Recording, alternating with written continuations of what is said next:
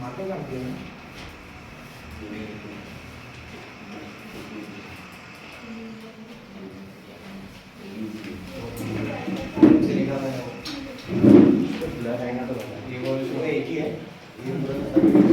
चलो बात तो आपके बायोलॉजी का चैप्टर नंबर 4 रिप्रोडक्टिव हेल्थ है, ठीक है। उसको ठीक रिवीजन करते हैं हम। क्या होता है आपका रिप्रोडक्टिव हेल्थ?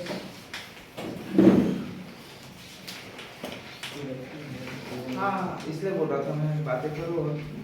अभी पढ़ाया, अभी सब पार्ट हो गया। जेनिशियल पार्ट की किया करना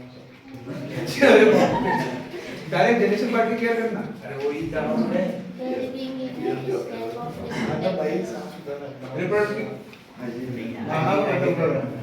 रिप्रोडक्टिव हेल्थ का मतलब क्या होता है? अकॉर्डिंग टू WHO,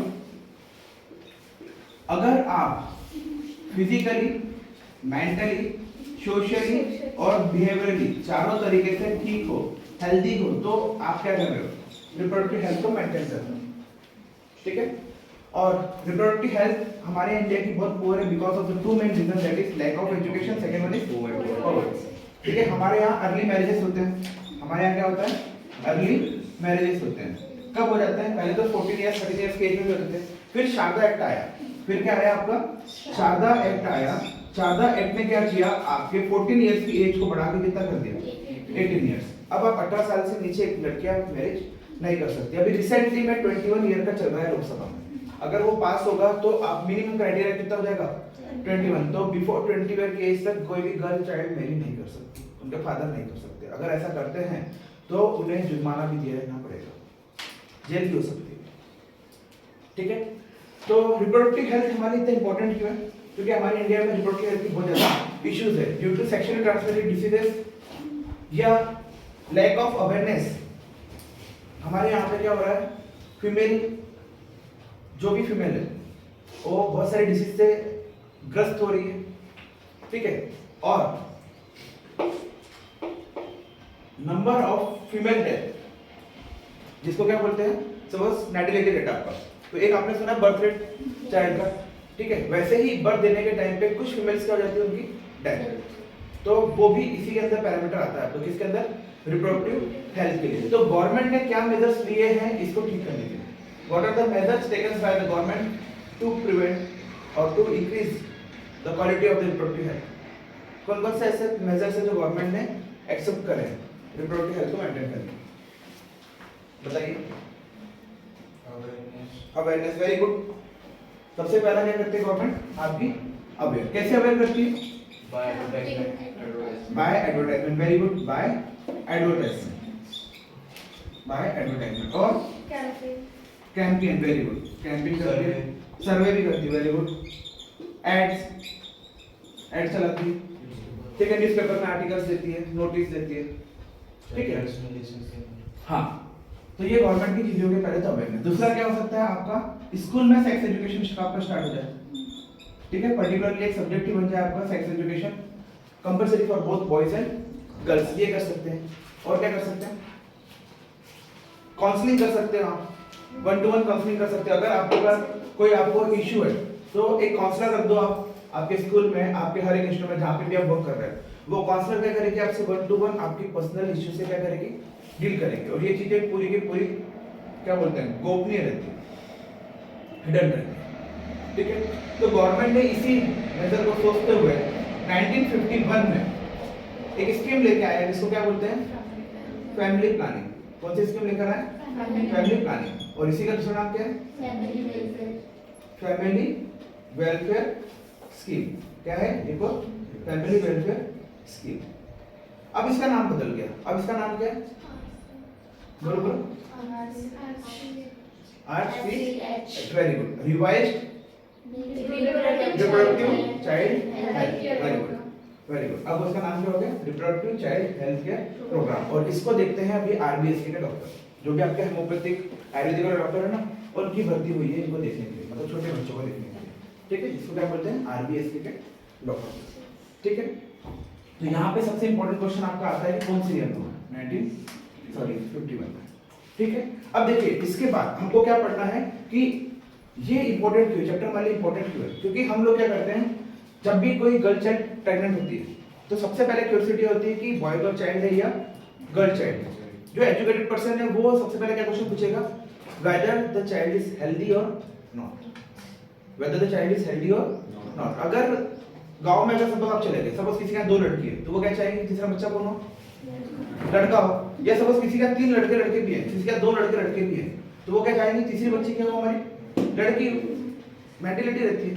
पर अगर कोई व्यक्ति पढ़ा लिखा हो तो वो क्या सोचेगा कि चाइल्ड आपका हेल्दी है या नहीं, इसका बचपन से कोई विकलांग तो नहीं है, विकलांगता तो नहीं है, डेफनेस तो नहीं है, पैर मुड़े हुए तो नहीं है, ठीक है। तो इनने क्या किया, एक स्कीम आई आपकी जिसमें हमने बोला कि चलो बच्चे की प्रॉपरली केयर करके हम बताते हैं कि बच्चा आपका हेल्दी पैदा होगा या नहीं होगा, पर इसका मिसयूज होने लगा। तो सबसे पहले इंडिया में 2 चीजें लॉन्च हुई, एक तो आपकी सोनोग्राफी, अल्ट्रासोनोग्राफी टाइप की चीज लॉन्च हुई, ठीक है। इनिशियली पहले यही था कि जितने भी आपके गायनेकोलॉजिस्ट थे बहुत पैसा छापते थे इसको। आप गए उनके पास 3rd मंथ 4th मंथ के पास कि भाई गर्ल चाइल्ड है या बॉय चाइल्ड है, उन्होंने बोला गर्ल चाइल्ड है। घर वाले विचार करने लगे यार लड़की तो नहीं चाहिए, अबॉर्ट कर दिया। तो अबॉर्शन रेट हमारे इंडिया में क्या हो गए, बहुत ज्यादा हाई हो गए। तो गवर्नमेंट ने क्या बोला कि ठीक है कोई दिक्कत नहीं, ये तो चेक करना ही पड़ेगा हमको। तो डॉक्टर को क्या बोला, कलेक्टर के पास इस सोनोग्राफी मशीन का बैकअप रहता है। जैसे आपने सपोज चेक किया, वो मशीन कनेक्टेड है कलेक्टर के पास बैठे हुए सिस्टम से, आपने किसी का भी चेक किया उसको पता चल जाएगा, ठीक है, उसको पता चल जाएगा। और ये साथ हिदायत दी गई है कि आप बताओगे नहीं कि बॉय चाइल्ड है या गर्ल चाइल्ड है, मतलब आप उसका वो नहीं बताओगे, क्या जेंडर, आप उसका जेंडर नहीं बताओगे। आप बता सकते हो कि आप हेल्दी है या बच्चा नहीं है, कोई इशू है या तो नहीं है, ठीक है, कोई भी एब्नॉर्मलिटीज तो नहीं हो रही है, वो सब बता सकते हो आप, पर आप बता नहीं सकते उसका जेंडर, ठीक है। तो ये हुआ। इसके बाद हमारे इंडिया में एक और चीज है जिसको क्या बोलते हैं, अमाइनो एसिड। क्या बोलते हैं, अमाइनो एसिड। इसमें क्या हुआ कि आपकी बॉडी का, कौन सी बॉडी का, आपके फीटस का क्या निकाला आपने, फीटस का फ्लूइड निकाला। आपने फीटस का क्या निकाला, फ्लूइड निकाला। इसको लैब में लेके गए, लैब में उसने चेक किया कि आपके पास कोई, इस बच्चे को कोई क्रोमोसोमल एबॉर्टिस तो नहीं है, क्या नहीं है, क्रोमोसोमल एबनॉर्मलिटीज, ठीक है, कि क्रोमोसोम में कोई डिसऑर्डर तो नहीं है, डाउन सिंड्रोम तो नहीं है, टर्नर सिंड्रोम तो नहीं है, फिनाइलकेटोनुरिया तो नहीं है, कलर ब्लाइंडनेस तो नहीं है, बहुत सारी चीजें। पर क्या हुआ, इसका भी मिसयूज होने लगा, इसका भी क्या होने लगा, मिसयूज होने लगा। क्योंकि क्या होता है, इससे भी हम पता कर सकते हैं बॉय चाइल्ड है या गर्ल चाइल्ड है। सपोज अगर मैंने बोला बॉय चाइल्ड है तो उसमें लेवल ऑफ टेस्टोस्टेरोन क्या होंगे, ज्यादा होंगे एज कंपेयर टू नॉर्मल। तो लेवल ऑफ टेस्टोस्टेरोन कहते हैं 10 मिलीग्राम से ऊपर, 15, 18, 21 तक। तो सपोज जो फीमेल टाइप के होते हैं ना, जिनके अंदर रहते तो लड़कियां ही है पर उनके अंदर मेल क्वालिटी थोड़ी क्या होती ज्यादा, तो उनका टेस्टोस्टेरोन लेवल नॉर्मल रहना चाहिए 0.2 ग्राम 0.3 ग्राम, उनका पहुंच जाता है 12, 13, 11 तक, ठीक है। जैसे 2-3 एथलीट्स थे हमारे इंडिया के जिनको इशू हुआ था क्योंकि उनके अंदर टेस्टोस्टेरोन का लेवल क्या था, ज्यादा था। तो इशू क्रिएट ये हो गया था कि उनको कंसीडर नहीं कर रहे थे कि फीमेल है, उनको बोल रहे थे कि ट्रांसजेंडर है, जिसके ऊपर तो मूवी बनी है। आई थिंक कौन सी एक्टर है, तापसी पन्नू की मूवी है रनिंग वाली, कोई दौड़ती भी है, कौन सी पता नहीं, हिमा दास के ऊपर भी क्वेश्चन चल रहा था, ठीक है, तो उनकी फिजिक लगती नहीं ना गर्ल फ्रेंड जैसे, ठीक है। तो ये एक्चुअली था किसके लिए, to check the chromosomal abnormalities, ठीक है। पर इसका मिसयूज होने लगा टू चेक द जेंडर। तो अब ये भी क्या होता है, ये भी जो डॉक्टर करता है उसके ऊपर भी बहुत वॉचडॉग रहता है, ठीक है। आपका लाइसेंस तक सस्पेंड हो सकता है अगर आप ऐसा करते हो, पर पहले ऐसा था क्या, नहीं। तो ड्यू टू गवर्नमेंट का इंसेंटिव, गवर्नमेंट ने इनिशिएटिव लिया आपका कि ठीक है ये जरूरी है, पर अगर आप ऐसे इसका गलत उपयोग करते हैं तो मैं आपको दंड भी दूंगा, आई विल पनिश यू। आपको फिजिकल करेंसी भी देना पड़ेगा, साथ में आपको I can put you behind the bar, आपको जेल भी हो सकती है, ठीक है। अब देखिए रिप्रोडक्टिव हेल्थ को हम मेंटेन क्यों करते हैं, रिप्रोडक्टिव हेल्थ को मेंटेन क्यों करते हैं, क्यों मेंटेन करते हैं, चलो ठीक है, क्योंकि हमको कोई डिसीज ना हो, मतलब सेक्सुअल ट्रांसमिट डिसीज ना हो। और why we should maintain the reproductive health, तो फर्स्ट क्वेश्चन देने कह दिया कि डिसीज ना हो, और ओवरऑल लाइफस्टाइल अच्छे से रहे। हाँ, ओवरऑल लाइफस्टाइल अच्छे से, अगर आपकी रिप्रोडक्टिव हेल्थ बराबर है तो मतलब कहने का है कि आपका मेंस्ट्रुअल फ्लो बराबर होगा, ठीक है, आपकी बॉडी फिजिक जो होनी चाहिए वैसी होना चाहिए। रिप्रोडक्टिव हेल्थ का मतलब होता है पर्टिकुलर टाइम पे पर्टिकुलर चीज हो जाना चाहिए। सपोज अगर आप 30+ के एज के हो, 34-35 की गर्ल चाइल्ड है, क्या वो बच्चा पैदा कर सकती है, हाँ, पर कॉम्प्लिकेशंस होंगे, हाँ, पर क्या होंगे, कॉम्प्लिकेशन होंगे। सपोज 18 साल की बच्ची है, कोई 18 साल की बच्ची है, गवर्नमेंट के नॉर्म से 18 के ऊपर आप शादी कर सकते हो। बट क्या होगा अगर सपोज उस गर्ल चाइल्ड का फिजिकल डेवलपमेंट उतना ना हो कि he has the capacity to bear a child, तो क्या होगा? ऐसे बहुत से केसेस आते हैं जो कम एज में मां बन जाती है, वो डिलीवरी के टाइम पे हमेशा थोड़ा थोड़ा मेंटली रिटार्डेड भी रहते हैं। ऐसे केस आते रहते हैं, हमारे हॉस्पिटल में भी आते रहते हैं। अभी तो रिसेंट आया है, नाम नहीं लेना चाहिए, उनका 30 इयर्स की एज है, उनको छोटी सी बेबी हुई है, पर वो हल्के से मेंटली रिटार्डेड हो गई। ठीक है, तो ऐसे केसेस आ जाते हैं। तो रिप्रोडक्टिव हेल्थ बहुत इंपॉर्टेंट रोल प्ले करता है आपको कि आपका पूरा लाइफस्टाइल कैसा हो। ठीक है, अगर आपका रिप्रोडक्टिव हेल्थ प्रॉपर्ली मेंटेन नहीं होगा तो जो बच्चा आपने पैदा किया वो भी कैसा होगा, एब्नॉर्मलिटीज के साथ पैदा होगा। वो फिजिकली साउंड होगा क्या? नहीं, वो फिजिकली साउंड नहीं होगा। ठीक है, तो अब इसके बाद आपका टॉपिक है, हम ये रिप्रोडक्टिव हेल्थ पढ़ते क्यों हैं? क्योंकि हमें पॉपुलेशन एक्सप्लोजन जो है उसको कम करना है। हमें क्या करना है? पॉपुलेशन एक्सप्लोजन को क्या करना है? कम। और ये पॉपुलेशन एक्सप्लोजन हमने पढ़ा है एनवायरमेंट वाले यूनिट में, पढ़ा है हमने। क्या होता है पॉपुलेशन एक्सप्लोजन? पानी पॉपुलेशन की ग्रोथ को रोकना। क्यों? क्योंकि India is second most populated country है, अब हो गई फर्स्ट। इंडिया पूरे वर्ल्ड में सबसे ज्यादा पॉपुलेटेड कंट्री है, जिसका लैंड बहुत कम है। हमारे पास लैंड क्या है? कम है, उसके हिसाब से हमारी पॉपुलेशन क्या बहुत ज्यादा है। तो और पॉपुलेशन बढ़े ना, क्योंकि हमारे यहाँ क्या है? Lack of education. तो लैक ऑफ एजुकेशन के कारण पॉपुलेशन हमारे यहाँ क्यों हो रही है? बढ़ रही है। और ये बढ़ क्यों रही है? हमने पढ़ा था पैरामीटर, सबसे पहला पैरामीटर था क्या था? Birth rate. तो बर्थ रेट सबसे पहला पैरामीटर था। बर्थ रेट के बाद क्या हो रहा था आपका? Death rate. ठीक है, बर्थ रेट बढ़ रहा था, डेथ रेट आपका मेडिकल कंडीशन अच्छी हो गई तो डेथ रेट क्या हो रहा? कम हो रहा। तो दोनों के दोनों तो पॉपुलेशन को बढ़ा रहे हैं। फिर एक था आपका इमाइग्रेशन और इमिग्रेशन, और ये दोनों पैरामीटर आपके टेम्परेरी थे, अफेक्ट नहीं करते। मेन पैरामीटर अफेक्ट कौन करता है आपको? ये। और इसी में हमने एक और पैरामीटर पढ़ा था आपका नैटिलिटी, नैटिलिटी एंड मोर्टेलिटी। नैटिलिटी मतलब होता है छोटे बच्चे, मतलब जो डिलीवर्ड हुए उनके 2 साल 3 साल के पहले उनकी डेथ तो नहीं हुई, क्योंकि हमारे इंडिया का रेशियो ये सबसे ज्यादा खराब है। सपोज बच्चा तो हो गया, गवर्नमेंट हॉस्पिटल में रजिस्टर्ड हो गया कि बच्चा आपका पैदा हो गया, क्या पता साल भर भी नहीं जी पाया, साल भर के पहले एक्सपायर हो गया। तो ये कंडीशंस होती है। ठीक है, तो सबसे पहले तो हमने क्या किया? पॉपुलेशन एक्सप्लोजन को कम करना है, इसलिए हमने रिप्रोडक्टिव चैप्टर हम पढ़ रहे हैं। अब कैसे कर सकते हैं? कैसे कर सकते हैं पॉपुलेशन एक्सप्लोजन को control? How we can control the population explosion of any country? What are the measures we should take, or what are the initiative we should take to control the population explosion? Anyone?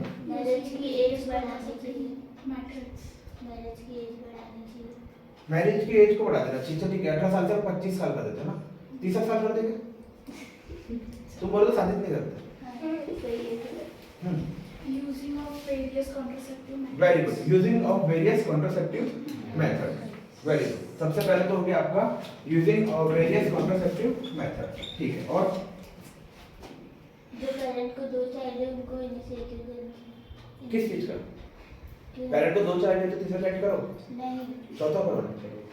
2 child है तो उनको benefit देना चाहिए कि मतलब तुम बच्चे पैदा करो, गवर्नमेंट बेनिफिट दे दूं। सिर्फ 2 चाइल्ड चाहिए। गवर्नमेंट का क्या रूल फॉलो करना चाहिए? हम दो हमारे वेरी गुड, हम दो हमारे दो। इसका मतलब है इनडायरेक्टली यार, आपके पास प्रॉपर्ली एजुकेशन हो कि 2 से ज्यादा नहीं करना चाहिए। क्यों नहीं करना चाहिए? अगर आप गवर्नमेंट जॉब है तो आपकी गवर्नमेंट जॉब चली जाएगी, प्राइवेट में है तो आप क्या सक्षम हो? बच्चे तो पैदा कर लिए। बहुत से बच्चे ऐसे देखे मैंने जो रहते हैं ना, अपने मम्मी पापा कर तो देते हैं, हॉस्पिटल में 500 रुपए 700 रुपए भी रहते हैं उनके पास डिलीवरी के टाइम, तो बच्चे भी पैदा कर रहे हैं और उन्हें आ जाते हैं दूध दर्द होकर, यार सर हमको ऐसा हो गया, हमको मदद कर दो। अगर आप बच्चे को आगे फ्यूचर भी नहीं दे पा रहे तो बच्चा प्लान भी कर रहे हो भाई, 1 साल बाद प्लान करो, 2 साल बाद प्लान करो, मेहनत करो, 10-15 हज़ार रुपये सेव करो, फिर प्लान करो। भगवान की देन थोड़ी ना है, तुम्हारी देन है कि नहीं? तो कॉन्ट्रासेप्टिव मेथड है। दूसरा है आपका एजुकेशन। दूसरा क्या है आपका? एजुकेशन। अगर एजुकेशन नहीं होगा, एजुकेशन के अंदर आता है आपका गर्ल चाइल्ड का मैरिज एक्ट। ठीक है, अगर आपको प्रॉपर्ली एजुकेट हो आपकी किस एज में आपको शादी करना है, ठीक है, तो मैरिज का एज क्या होता है? 18 तो गवर्नमेंट ने बोला है, पर मेरे हिसाब से या WHO भी जो कहता है वो ये कहता है कि जब तक के गर्ल विलिंगली तैयार नहीं होती शादी करने के लिए। विलिंगली का मतलब होता है खुद अपने मन से अपनी इच्छा से तैयार नहीं होती है। माता पिता का इसमें कोई रोल नहीं है। जब तक कि गर्ल अपने मन से तैयार नहीं होती शादी करने के लिए, अब वो 20 साल की उम्र भी हो सकती है, 21 भी हो सकती है, 25 भी हो सकती है, 28 भी हो सकती है, 30 भी हो सकती है। अब ये विलिंगनेस के बहुत सारे पैरामीटर्स हैं। ये विलिंगनेस के बहुत सारे पैरामीटर्स हैं, लाइक उसको एस्टेब्लिश होना होगा, उसका करियर बनाना होगा, उसको जॉब चाहिए होगा, या उसने कुछ सोच के रखा होगा, या क्या पता उसको कोई मेडिकल कंडीशन होगी जिसकी वो चीजें शेयर नहीं करनी होगी, जो भी चीजें। तो वो सब पैरामीटर जब तक कि वो विलिंगली तैयार ना हो तब तक कि वो शादी ना करे। ठीक है। और क्या पैरामीटर्स हो सकते हैं पॉपुलेशन कंट्रोल को रोकने के लिए? What are the parameters to control the China में पता है आपको कि एक पेरेंट्स एक ही बच्चा कर सकते हैं। पहले ऐसा था, जब उनकी पॉपुलेशन ट्रिमेंडसली बढ़ रही थी तो क्या कर रहे थे, एक पेरेंट्स एक बच्चा। हमने भी उसी की टाइमलाइन को देख के हमने भी क्या करा कि एक पेरेंट्स दो बच्चे, फिर स्लोगन दिया हम दो हमारे दो। तो हमने क्या बोला, हमने डराने की कोशिश करी, हमने डराने की कोशिश भी करी और हमने इंसेंटिव्स भी दिया। कैसे डराने की कोशिश ये करी कि अगर if you are a government job person, दोनों की गवर्नमेंट जॉब है तो दोनों में से किसी एक गवर्नमेंट जॉब चली जाएगी, आपके दो से ज्यादा बच्चे तो आप इलेक्शन में खड़े नहीं हो सकते। बहुत सारी चीजें अपने कर दी। फिर गवर्नमेंट ने स्कीम लेकर आए, कन्या सुरक्षा योजना, समृद्धि योजना, जिसमें आप क्या कर रहे हो, डिलीवरी गर्ल्स को, जो भी प्रेग्नेंट लेडीज उनको क्या दे रहे हो, इंसेंटिव दे रहे हो। तो कितना दे रहे हो, पहले 9,000 का, कितना दे रहे हो, 16,000। कितना दे रहे हो, 16,000। क्यों? क्योंकि पता है गरीब लोग के पास पैसा नहीं है बच्चा पैदा करने के बाद। तो गवर्नमेंट बोलती है टेंशन मत लो, जिस टाइम पे आप प्रेग्नेंट हुए हो उस टाइम पे आंगनबाड़ी में जाकर रजिस्टर करवा लो, हम आपको स्कीम देना, पैसा देना चालू कर देंगे, 3,000 3,000 3,000 और डिलीवरी टाइम पे 6,000। तो वो 16,000 क्यों दे रहे हैं कि आप प्रॉपर्ली अच्छे से हेल्दी डाइट लो, जो भी चीज चाहिए, अब आपको जॉनसन पाउडर चाहिए, जॉनसन ऑयल चाहिए, सब कुछ लो, वो 16,000 सफिशिएंट अमाउंट। ठीक है, पहले अमाउंट कम था, पर ये इंसेंटिव दे रहे हैं कब, जब तक आपको 2 बच्चे हैं तब तक, उसके बाद इंसेंटिव आपको नहीं मिलेगा। ठीक है। और भी क्या हो रहा है, आपको प्रोमोट किया जा रहा है फैमिली प्लानिंग के ऑपरेशन के लिए, जो अपन ने पढ़ा है क्या, ट्यूबेक्टोमी और वैसेक्टोमी। तो वैसेक्टोमी ट्यूबेक्टोमी क्या करता है, आपके जो भी स्पर्म के फ्लो को रोक देता है, और वो भी क्या करता है, आपके ओवम के फ्लो को रोक दे रहा है। तो मतलब fusion of sperm cell and female sex cell का आपका मैटिंग नहीं हो रहा है। ठीक है, तो वो भी हम कर सकते हैं। तो उसको भी इंसेंटिव देते हैं, गवर्नमेंट इंसेंटिव दे रही है आपको। ठीक है, 1200 रुपीज दे रही है आपको फीमेल ट्यूबेक्टोमी के लिए, और मेल वेसेक्टोमी के लिए आपको कितना दे रहा है, 3,000 रुपीज। ठीक, जब आपको पता है कि आपको आगे बच्चा नहीं चाहिए, तो गर्ल तो चाहती है ना कि जिसके 2 बच्चे हो उसके बाद ऑपरेशन कर ले, क्योंकि बाय डिफॉल्ट अगर हो गया तो क्या हम कैपेबल है दूसरे बच्चे पैदा करने के लिए, नहीं। तो ये सब चीजें, तो पॉपुलेशन एक्सपेंशन को कॉन्ट्रासेप्टिव मेथड से रोक सकते हैं, एजुकेशन से, बाय प्रोवाइडिंग गवर्नमेंट इंसेंटिव्स। ठीक है, स्कीम्स थ्रू वेरियस स्कीम्स। लाडली लक्ष्मी योजना सुना है आपने, 1 लाख रुपए का इंश्योरेंस है, कन्या सुकन्या समृद्धि योजना, बहुत सारे स्कीम्स है। अभी भी आपने देखा होगा जो बच्चे गांव से आ रहे हैं तो उन लड़के लोग को साइकिल मिल रही है, मिल रही थी गांव तरफ, आपने कहीं भी देखा होगा। तो ये सब क्या है, स्कीम है, ये सब क्या है, स्कीम है टू प्रमोट दिस। ठीक है, अब आते हैं contraceptive method.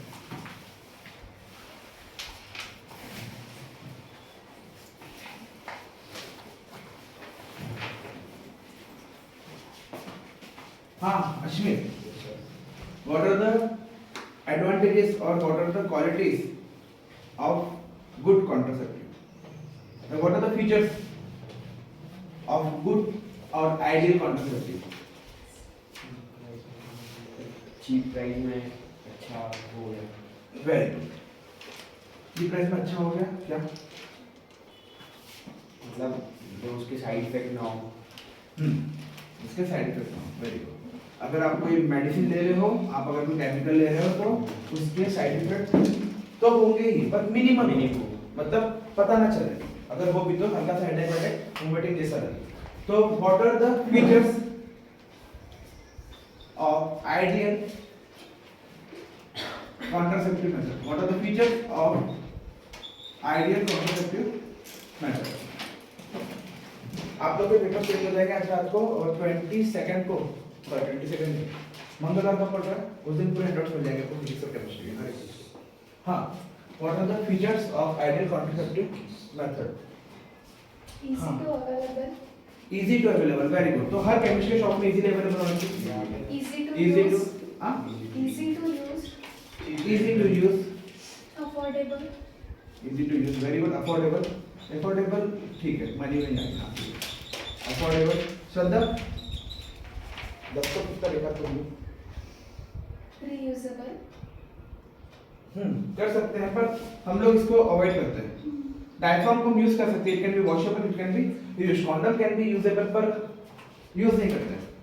They are so cheap that we dispose of, single use करके करते हैं इसको डिस्पोज, और ये फ्री ऑफ कॉस्ट मिलते हैं आपको मेडिकल गवर्नमेंट में।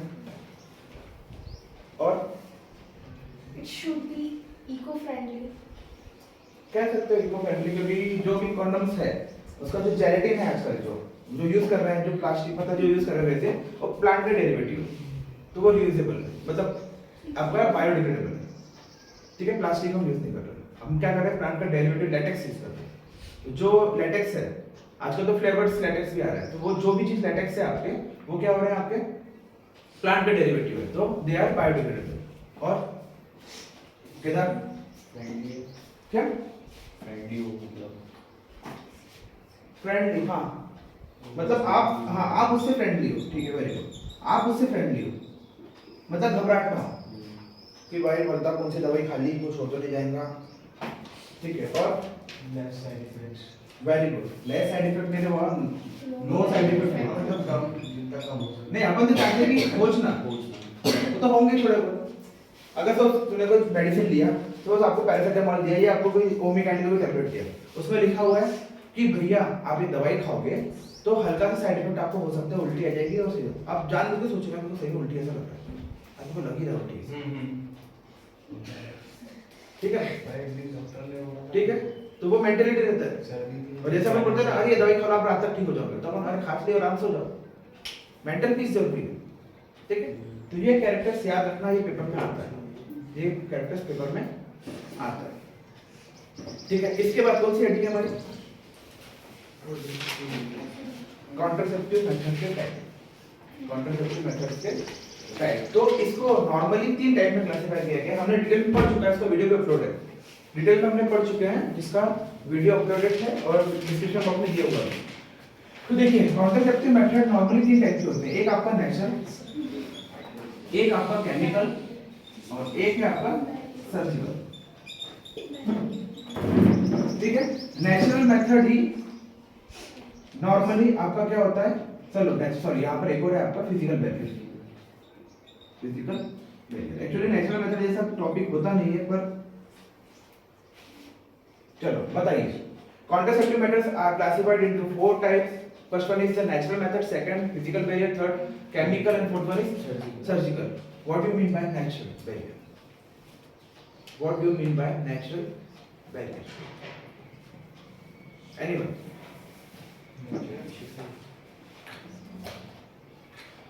Mac? without use of any condom. हाँ वो तो मुझे पता है कि आप इसमें सेक्सुअल कांटेक्ट नहीं कर रहे, you are not going to use condom during physical intercourse. Ejaculation के टाइम पेनिस को बाहर निकालना, हाँ कह सकते हैं, मतलब क्या होगा ड्यूरिंग इंटरकोर्स, जब आपका स्पर्म फॉर्मेशन हो गया और आपको पता है कि स्पर्म फॉर्मेशन डिस्चार्ज होने वाला है, तो सो दैट उस टाइम पे आप अपने पेनिस को वेजाइना के बाहर कर लीजिए, वो एक मेथड हो गया। सर पीरियड्स आने के 7-8 दिन, हाँ हाँ उसी को क्या बोलते हैं, क्या नाम है इसका टेक्निकल? कैलेंडर मेथड, उसी का दूसरा नाम है पीरियोडिक एक्सिस्टेंस। वेरी गुड, उसी का एक और नाम क्या है, पीरियोडिक एक्सिस्टेंस। कि आप ऑब्जर्व करो कि कौन से फ्रूटफुल डेज है, फ्रूटफुल डेज का मतलब क्या होता है, उस डेज में सेक्सुअल कांटेक्ट होने पे maximum chances to get pregnant, ठीक है, पीरियोडिक एक्सिस्टेंस, ठीक है। और वेरी गुड, इसमें क्या होता है, लैक्टेशन मीन्स जब बेबी बोर्न होता है उसके 3 to 2 months जो है वो मेंस्ट्रुअल पीरियड नहीं आते हैं, जिसके हाँ कारण वेरी गुड। देखो जब भी आप बेबी डिलीवर करते हो तो लैक्टेशन पीरियड आपका स्टार्ट होता है। लैक्टेशन पीरियड मतलब क्या होता है कि आप मिल्क फीडिंग स्टार्ट करना चालू करोगे, किसको, आपके न्यूबॉर्न बेबी को। तो उस टाइम पे क्या होगा, उस टाइम पे आपके मेंस्ट्रुअल ब्लड नहीं आता, मेंस्ट्रुएशन ब्लड आपका नहीं आता। अगर उस टाइम पे सेक्सुअल कांटेक्ट हो रहा है तो क्या होगा, क्योंकि स्पर्म फॉर्मेशन तो आप दे रहे हो पर वहां से ओवम फॉर्मेशन नहीं हो पा रहा, जब ओवम और फीजर के दोनों को हो गए नहीं तो आप प्रेग्नेंट नहीं होंगे। तो ये जो है आपका नेचुरल बैरियर, इस पे हम ज्यादा डिस्कस नहीं कर सकते क्योंकि ये पता नहीं, सपोज क्लिक शॉट हो गया 1 से नहीं मिले, अब बोल रहे थे यार लैक्टेशन पीरियड चल रहा है धोखे से हो गया, तो ठीक है, तो ये वाले को हम कंसीडर नहीं कर सकते, ठीक है। अब आते हैं फिजिकल बैरियर। फिजिकल बैरियर का मतलब होता है रोकना। फिजिकल बैरियर का मतलब क्या होता है? रोकना। फिजिकली मतलब जैसे अपन बोलते हैं ना, जैसे मैं आपको रोक रहा हूँ फिजिकली, मतलब मैं आपको हाथ लगा के रोक रहा हूँ, तो फिजिकल बैरियर का मतलब होता है कि आप स्पर्म सेल को ओवम सेल को मिलने से फिजिकली रोक दें, मतलब with the help of a certain barrier. What type of certain barrier? Property condom. Very good. तो यहाँ पर क्या आते हैं आपके condoms and diaphragm. Condom are used by the male, diaphragm are used by the female. ठीक है, ये है हमारे, इसमें हमने क्या करा, रोक दिया स्पर्म का इससे फीमेल होने से, ठीक है। फिर आते हैं हम केमिकल्स। केमिकल्स को हमने बहुत डिटेल में पढ़ा है। कौन सा केमिकल यूज करते हैं नॉर्मली? कॉपर टी, मालाटी, सहेली, ये सब क्या है आपके केमिकल्स। कैसे केमिकल्स है? आईपी ओरल कॉन्ट्रासेप्टिव, कैसे? ओरल। इसको हम डायरेक्टली क्या करते हैं? इंजेक्ट करते हैं। With the help of injection directly orally tablets को खाते हैं। तो ये क्या करता है? आपकी बॉडी के अंदर में मेंस्ट्रुअल स्टार्ट कर देता है, मेंस्ट्रुअल ब्लड। जैसे अनवांटेड 72 भी पढ़ा ना आपने, तो बस आपका सेक्सुअल कांटेक्ट हो गया, आपकी बॉडी के अंदर स्पर्म सेल आ गए, तो स्पर्म सेल और मेल सेल का फ्यूजन हो रहा है, और फ्यूजन को ना हो तो क्या करेगा? मेंस्ट्रुअल ब्लड लेके आएगा, पूरा वॉश आउट हो जाएगा आपका, ठीक है। तो वैसे कंडीशन में भी हम क्या यूज करते हैं? केमिकल, ठीक है। अब तो बहुत अच्छे केमिकल्स आ गए हैं, नहीं तो पहले इसके साइड इफेक्ट बोलते हैं, अब ना के बराबर साइड इफेक्ट, नेग्लिजिबल। तो इसी के अंदर आपको क्या आता है? IPL and oral, IPL and oral, ठीक है। इसका मतलब बताइए, कॉपर टी, इसको भी हमने डिटेल में पढ़ा है। क्या होता है कॉपर टी?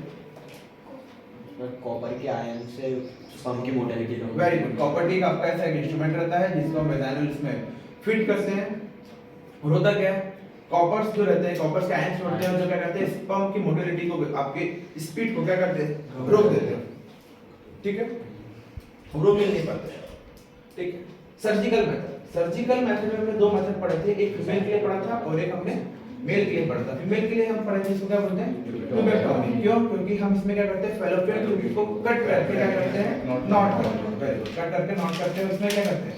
आपका जो स्पर्म डक्ट है, आपका क्या स्पर्म डक्ट है, जिसको हम क्या बोलते हैं? Vas deferens. क्या बोलते हैं? Vas deferens. तो इसलिए हम इस मेथड को क्या बोलते हैं? वैसेक्टोमी। इसको क्या करते हैं? कट करके क्या करते हैं? टाइड अप करते हैं। कट करके क्या करते हैं? टाइड अप करते हैं। बहुत ही सिंपल प्रोसेस है, 3 मिनट का काम है, 3 से 4 मिनट मैक्सिमम, ठीक है। क्या करते हैं? जैसे गर्ल साइड में देखो, आपको पता है कि यहाँ पर फैलोपियन ट्यूब है, यहाँ पर क्या है? फैलोपियन ट्यूब है। तो एक एनेस्थेटिक इंजेक्शन लगाते हैं, यहाँ पे स्किन पे लगाते हैं, फिर 3-4 बार मसल्स के अंदर, 5 मिनट में काम करना चालू हो गया। 2 क्लिप से इसको ऐसे उठाते हैं, मतलब टिश्यू को क्या करते हैं? 2 क्लिप से ऐसे इस उठने के बाद क्या होता है? हल्का सा इंसिजन लगाते हैं। इंसिजन जैसे ही लगाया, एक ऐसा रॉड टाइप का रहता है, उसको 2-3 बार डालते हैं। फिर उसके बाद से यहाँ पे उसमें क्या रहता है? पंप रहता है, यहाँ से जो बीपी वाला पंप रहता है ना, उस पंप से वहाँ पे एयर प्रेशर क्रिएट करते हैं। एयर प्रेशर जैसे ही क्रिएट करे तो कैमरा रहता है ऐसा देखने का, गन टाइप का रहता है, वो देख लेता है। जैसे उसने किया, उस कैमरे को हुक से वो पकड़ के खींच लेता है, उस नस को पकड़ के खींच लिया बस उसको, और उसके बाद एक छोटी सी क्लिप रहती है, वो जाके फिट हो जाती है। फिर एक तरफ इधर करता है, 2 बार करते हैं, क्लिप लगाया, हो गया, खत्म। फिर यहाँ पे एक टाका लगाया, पट्टी चिपका दी, खत्म। 3 मिनट में मैक्सिमम का। कोई ट्रेन डॉक्टर 3 से 5 मिनट के अंदर कर देता है। नया वाला बंदे को 10-15 मिनट लगते हैं, पर प्रैक्टिस होते होते आ जाते हैं। 3 मिनट मैक्सिमम, ठीक है। और फिर मेल में भी वैसे ही है। मेल में भी क्या होता है? आपका जो स्कॉटम है, स्कॉटम में एपिडाइडिमस पड़ा आपको टेस्टिस के ऊपर रहता है, तो क्या करते हैं? स्कॉटम में आपके टेस्टिस को पकड़ के जो एपिडाइडिमस है उसको ऐसे दबा के रखते हैं। पहले इंजेक्शन लगा देते हैं, आपको दर्द नहीं होगा, इंजेक्शन लगा दिया, हल्का सा माइनर कट किया, बहुत ही माइनर कट किया, ठीक है। क्या किया? वास डेफरेंस को ऐसे बाहर निकाला, बांध दिया, ठीक है। हाँ, तो ये आपके बहुत इजी, सबसे अच्छा मेथड कौन सा है? सर्जिकल। सबसे अच्छा मेथड कौन सा है आपका? सर्जिकल, ठीक है। पर अगर हमको रोकना है, सर्जिकल मेथड में क्या होता है? हमारे यहाँ due to lack of education इससे डरते हैं, ठीक है। इथिकल इश्यूज बहुत होते हैं कि यार हम ऐसा करेंगे, नसबंदी करेंगे तो हमारी मर्दानगी चली जाएगी, ऐसा कुछ रहता है गाँव वाले का, शायद हमारी फिजिकल एफिशिएंसी कम हो जाएगी, हम खेत में काम नहीं कर पाएंगे। भैया पता है आपको, पहले मैं ना खेत से 4-4, 5-5 बाल्टी कुएं से पानी निकाल लेता था, अब तो 1 बाल्टी में मैं हाथ में लग जाता हूँ। मैंने ऐसा ऑपरेशन करा था इसलिए, ठीक है। पहले मैं 25-25 किलो का बोरा उठा के चल लेता था आधा किलोमीटर तक, अब नहीं चल पाता। तो ये नहीं बताया ना कि बड़ी बड़ी फूक तो बहुत खराब हुए होंगे, ठीक है। तो इस चैप्टर में किसी को कोई डाउट है क्या? नहीं। अब यहाँ से इसके बाद ये चैप्टर आपका कंप्लीट होता है। मैं एक और क्वेश्चन डील करता हूँ आपका फ्लावर का डायग्राम। किसी को फ्लावर का डायग्राम कोई इशू है क्या? नहीं। सबसे इंपॉर्टेंट है, ठीक है। इसके बाद आप जो चैप्टर नंबर 2 है, चैप्टर नंबर 2 है आईवीएफ, इन विट्रो फर्टिलाइजेशन।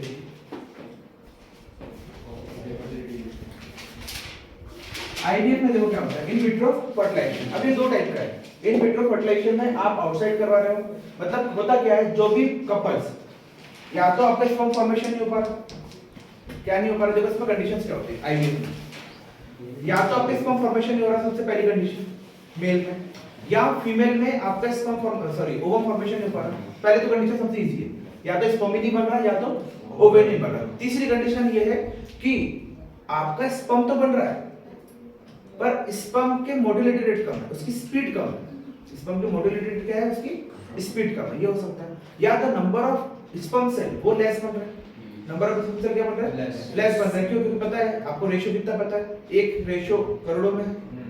क्यों? क्योंकि बहुत से रेशियो आपके एमनियोटिक फ्लूइड में, वेजाइनल सिक्रेशन में सब कुछ डैमेज होते हैं। तो ये हो गया। और क्या हो सकते हैं, या चलो वो भी गया, सब कुछ है इधर मेरी तरफ से सब कुछ सही है, स्पर्म भी बन रहा है, मोटिलिटी रेट भी बराबर है, क्वांटिटी भी बराबर है, फीमेल का भी एक से निकल रहा है, पर फीमेल की बॉडी सपोर्ट नहीं कर पा रही, मतलब उसका प्लेसेंटा वॉल, उसका यूट्रस वॉल है वो कमजोर है, तो वो बेबी को नरिशमेंट ही नहीं कर पा रहा। नरिशमेंट का मतलब क्या होगा, मैंने आपको बताया था कि प्लेसेंटा वॉल बनती है और वहां से पूरे ब्लड वेसल बच्चे को क्या करते हैं, जायगोट को पकड़ के रखते हैं। तो वो जैसे रहता है ना मकड़ी का जाल टाइप का, वैसे पकड़ के रखते हैं। अगर वो वॉल ही कमजोर है तो वो रह पाएगा क्या? नहीं। तो आपने देखा कभी कभी कोई बोलते हैं कि बच्चा था फिर वो ठहरा ही नहीं, तो वो ऐसा होता है जिसकी वेजाइनल मतलब यूट्रस वॉल कमजोर होती है, वो 2-3 महीने में ऑटोमेटिकली क्या हो जाता है, अबॉर्ट हो जाता है, सेल्फ अबॉर्ट हो जाता है। बस हल्का सा आप कुछ गर्म खा लो, कुछ कर लो, सेल्फ अबॉर्ट, ठीक है।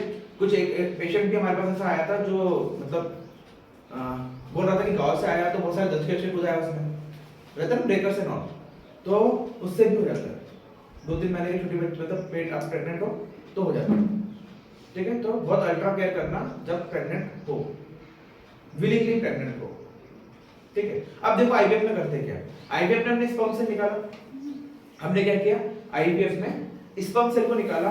अगर प्रॉब्लम जहां पर है उसका फ्यूजन अपन ने क्या किया, सपोज प्रॉब्लम बॉयज में, गर्ल्स आपकी हेल्थी है, प्रॉब्लम बॉयज में है, गर्ल्स आपकी हेल्थी है, तो बॉयज हमको स्पर्म सेल नहीं है गर्ल्स के पास, तो आप क्या करो, कोई भी स्पर्म सेल डोनेट, किसी भी डोनर से स्पर्म सेल क्या लेकर आ जाओ, या आप लैब में अपने स्पर्म सेल दो, स्पर्म सेल से जो भी क्वालिटी का स्पर्म होगा वो डॉक्टर निकाल लेगा और उसका फ्यूजन करवा दो। उसका फ्यूजन क्या कर दिया आपने, करवा दिया, मतलब वो स्पर्म सेल लेके डायरेक्टली आपके वेजाइना के यूट्रस के अंदर इंसर्ट इम्प्लांट करा दिया आपके एम्पुलर रीजन में, ठीक है। ये हो जाता है। या ये नहीं करना है तो यहाँ से लोगों से निकालो, वहां से भी स्पर्म सेल निकालो, दोनों को पेटेंट डिश में क्या करो, ग्रो कराओ, और with the help of gold gun और फॉइल गन भी करा आप क्या कर दो, डायरेक्टली इसको इम्प्लांट कर दो आपके यूट्रस वॉल में।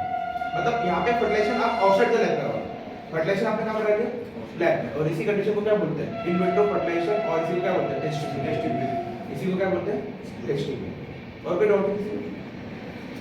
सुफियान कुछ है? हिमांशु, महक, निराली,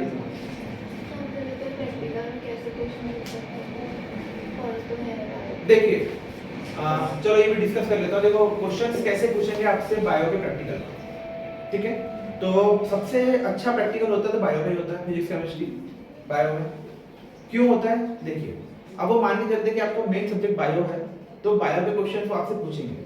सबसे पहला क्वेश्चन होता है आपका प्रैक्टिकल, जो वाइवा आपने लिखा, सॉरी जो भी आपको दिया होगा, आपको 2 लिखने के लिए कहेंगे, आपको शीट जो देगी 4 पेज की, उसमें क्या लिखना है, आपको 2 प्रैक्टिकल लिखना है, ठीक है। तो 2 सेक्शन है आपके प्रैक्टिकल के, चाहे आपने नवोदय या शिवलाल लिया, उसमें 2 सेक्शन है आपके, एक सेक्शन से एक प्रैक्टिकल होगा, दूसरे सेक्शन से दूसरा प्रैक्टिकल होगा। तो 12th क्लास में प्रैक्टिकल में एक सेक्शन है आपका स्पॉटिंग, एक सेक्शन क्या है आपका स्पॉटिंग। स्पॉटिंग का मतलब होता है कि सपोज कोई फिश रखी हुई है, उसके ऑर्गन का स्पॉटिंग करना है, तो इन्वायरमेंट वाला लास्ट चैप्टर आपका इन्वायरमेंट का वहां से आएगा।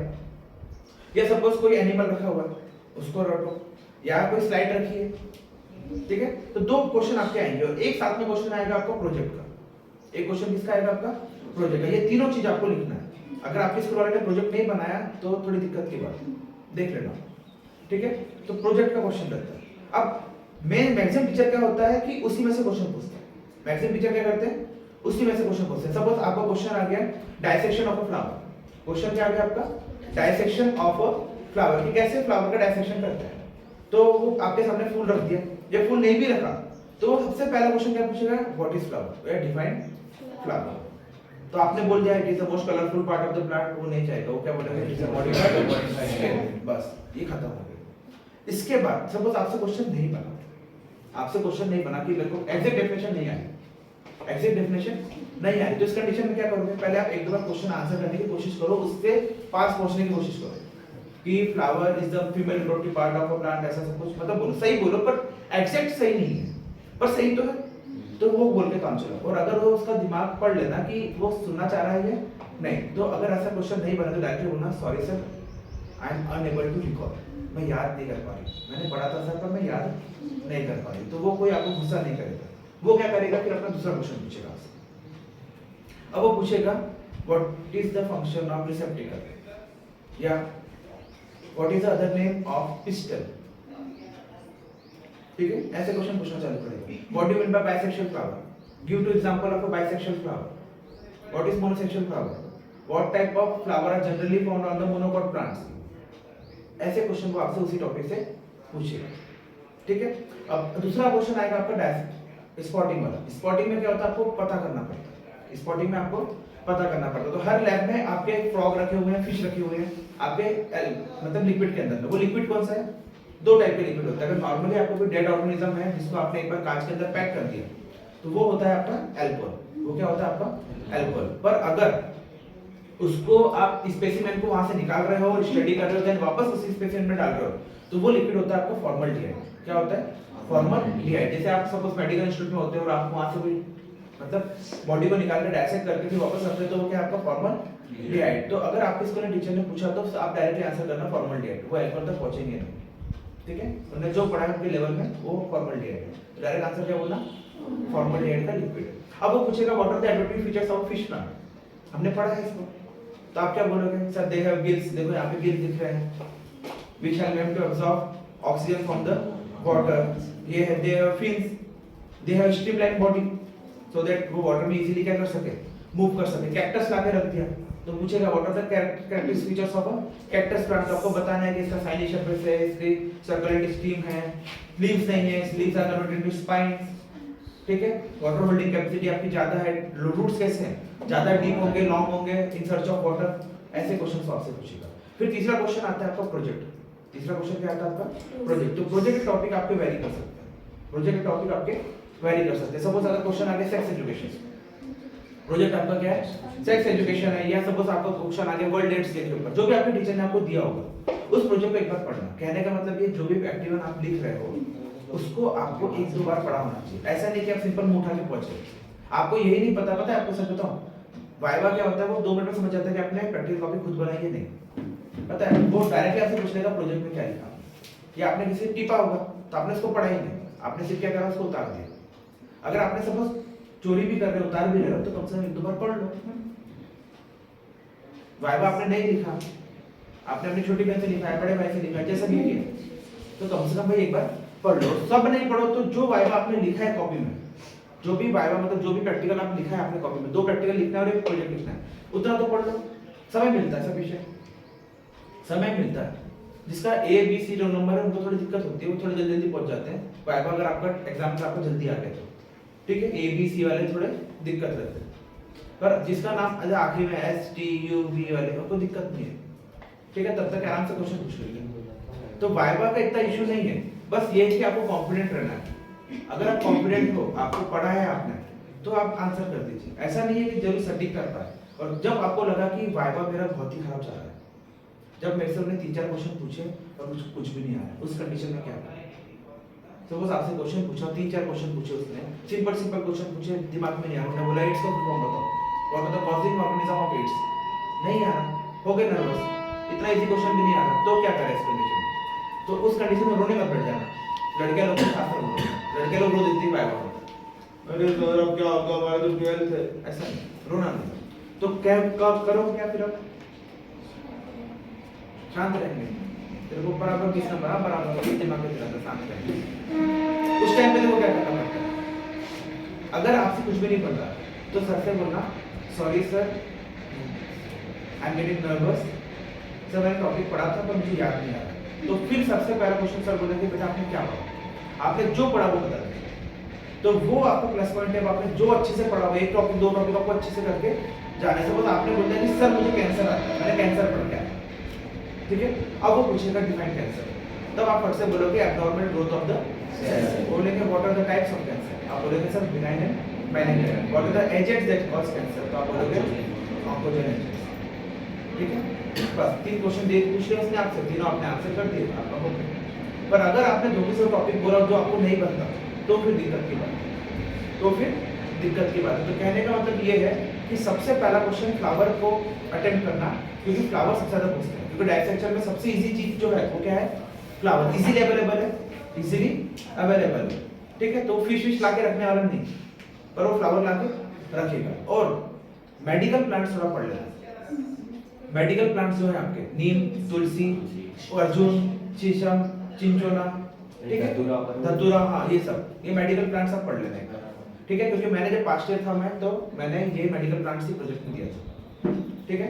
आपके टीचर्स ने क्या दिया है मुझे नहीं पता, पर प्रोजेक्ट पढ़ लेना और मेडिकल प्लांट्स थोड़ा पढ़ के जाना, ठीक है। मतलब जो भी प्रैक्टिकल में प्रोजेक्ट आया आपका, पार्ट 1 से एक प्रैक्टिकल लिखना है, पार्ट 2 से एक और एक प्रोजेक्ट, तीनों पेज लिखना है। पेज आपको मिलेंगे नहीं एक्स्ट्रा, पेज आपके पास वही 4 पेज ही रहेंगे, उसी में आपको करना है, ठीक है। तो अच्छे से पेपर देना, बेस्ट ऑफ लक, ठीक है, थैंक यू। नॉर्मल की वीडियो बनाएंगे हमारे